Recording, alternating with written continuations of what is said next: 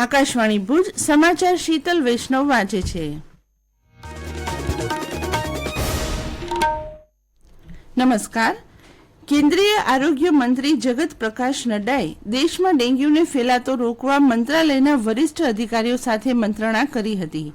નવી દિલ્હીમાં પત્રકાર પરિષદને સંબોધતા તેમણે જણાવ્યું કે ડેન્ગ્યુને ફેલાતો અટકાવવા માટે મંત્રાલય યોજનાઓ તૈયાર કરી રહ્યું છે અને રાજ્યો સાથે સંકલન કરી રહ્યું છે.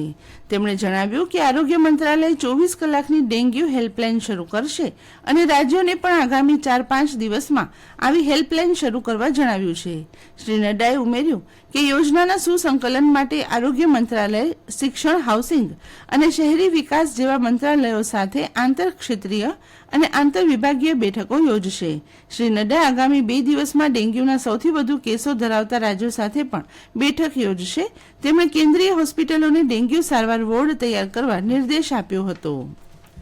રાજ્ય સરકારે ગુજરાતને આગામી વર્ષ 2030 સુધીમાં મેલેરિયા મુક્ત કરવાનો નિર્ધાર કર્યો છે. સરકારે મેલેરિયા મુક્ત ગુજરાત 2030 અભિયાન હેઠળ મેલેરિયાનું નિર્મૂલન કરવા સક્રિય રીતે કામગીરી હાથ ધરી છે. રાજ્યના તમામ જિલ્લા અને મહાનગરોમાં 1000ની વસ્તીએ મેલેરિયાના કેસનું પ્રમાણ વર્ષ 2027 સુધીમાં શૂન્ય સ્તરે લઈ જવા રાજ્ય સરકાર સંકલ્પબદ્ધ છે. જંતુનાશક દવા છંટકાવ કામગીરી અંતર્ગત આ વર્ષે રાજ્યમાં જૂન મહિના સુધીમાં 22 જિલ્લાના મેલેરિયા માટે સંવેદનશીલ કુલ 218 ગામોમાં 45,355 ઘરને આવરી લેવાયા છે. જ્યારે રાજ્યના તમામ જિલ્લાઓ અને મહાનગરપાલિકામાં હાઉસ ટુ હાઉસ અભિયાન 2 તબક્કાઓમાં હાથ ધરવામાં આવ્યું છે. રાજ્યમાં 492 વેક્ટર કંટ્રોલ ટીમ મંજૂર કરવામાં આવી છે, જે હાલમાં તમામ જિલ્લા અને મહાનગરપાલિકાઓમાં વાહકજન્ય રોગ અટકાયતની કામગીરી કરી રહી છે. રાજ્યના મુખ્યમંત્રી ભૂપેન્દ્ર પટેલની અધ્યક્ષતામાં ગાંધીનગર ખાતે મંત્રીમંડળની બેઠક યોજાઈ ગઈ.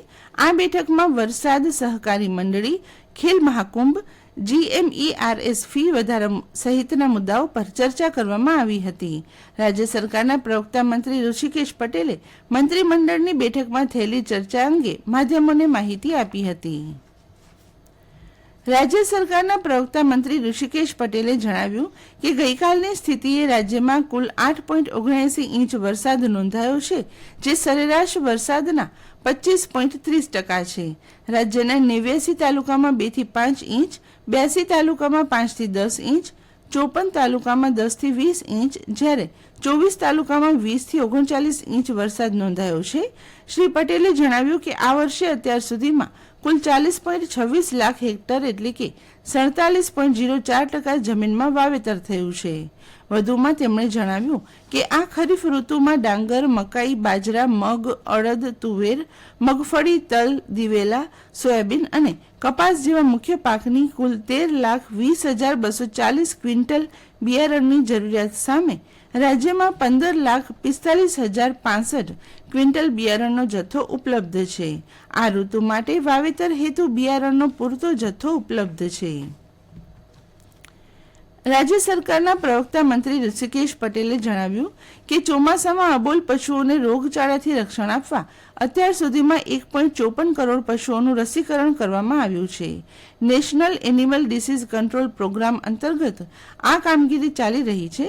શ્રી પટેલે ઉમેર્યું કે ઇયર ટેગિંગ દ્વારા પશુધનને આગવી ઓળખ આપવાની કામગીરીમાં ગુજરાત રાજ્ય અવ્વલ છે. અત્યાર સુધીમાં 2.46 કરોડ મોટા પશુઓ અને 11 લાખ ઘેટા બકરા મળીને કુલ 2.57 કરોડ પશુઓનું ઇયર ટેગિંગ કરીને ઓળખ આપવામાં આવી છે. હવામાન ખાતાની આગાહી અનુસાર આજે બનાસકાંઠા, પાટણ, મહેસાણા સહિત ઉત્તર ગુજરાત, મધ્ય ગુજરાત તેમજ દક્ષિણ ગુજરાતના ઘણા સ્થળોએ તો કચ્છ અને સૌરાષ્ટ્રના અમુક સ્થળોએ ગાજવીજ સાથે હળવાથી મધ્યમ વરસાદની સંભાવના છે. દરમિયાન ગઈકાલે પશ્ચિમ કચ્છના રવાપર અને લખપત પંથકમાં 1/2 ઇંચ જેટલો વરસાદ પડ્યો હતો. આ સિવાય મોટાભાગનો જિલ્લો વાદળોના પડાવ વચ્ચે કોરો રહ્યો હતો. લખપત તાલુકાના દયાપર, ગડુલી, નરા, વર્માનગર, એકતાનગર, પાનદ્ર, નાની વિરાણી, માતાના મઢ સહિતના ગામોમાં વાતાવરણમાં ગરમી વચ્ચે બપોર બાદ વરસાદ પડ્યો હતો. તાલુકાના વર્માનગર, એકતાનગર વિસ્તારમાં વરસાદનું જોર વધુ હતું.